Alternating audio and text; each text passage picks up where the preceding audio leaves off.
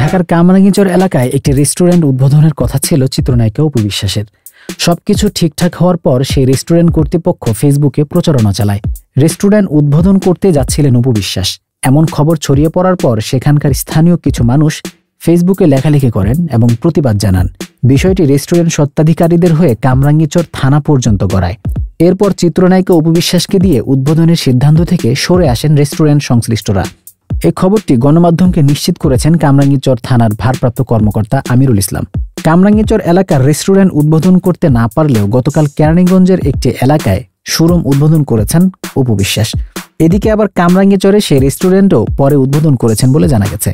এর আগে টাঙ্গাইলে পরিমণি এবং চট্টগ্রামে মেহজাবিন চৌধুরী শোরুম উদ্বোধন করতে গেলে তারাও বাধার মুখে পড়েছিলেন। কামরাঙ্গীরচর থানার ভারপ্রাপ্ত কর্মকর্তা আমিরুল ইসলাম গণমাধ্যমকে বলেছেন, উদ্বোধনের জন্য অপু বিশ্বাসকে আনবে। রেস্টুরেন্ট কর্তৃপক্ষ যখন এমন প্রচারণা শুরু করেছিল তখন এলাকার কিছু মানুষ আপত্তি জানায়। এদিকে 2 শতাধিক মাদ্রাসা আছে। ফেসবুকে হুজুররা প্রতিবাদ জানায়। তারা বলেছিলেন অপু বিশ্বাসকে উদ্বোধনে আনা হলে এখানে বিশৃঙ্খলা করবে। এই বিষয়টা ডিসি স্যারের কাছেও জানানো হয়। আমার কাছে রেস্টুরেন্ট মালিকরাও আসেন। তারা জানান অপু বিশ্বাসকে আনলে যদি এলাকার কিছু মানুষ বিশৃঙ্খলা করেন, আপত্তি যদি জানান, তাহলে আমরা অপু বিশ্বাসকে আনবো না। আমরা ব্যবসা করব, লোকজন নিয়ে চলতে হবে, কারো সাথে আমাদের বিরোধের দরকার নেই।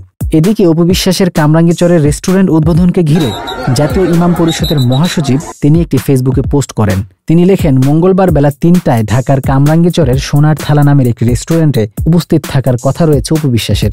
বিষয়টি নিয়ে অপু বিশ্বাসের সঙ্গে যোগাযোগ করার চেষ্টা করা হলে তার সঙ্গে কথা বলা সম্ভব হয়নি।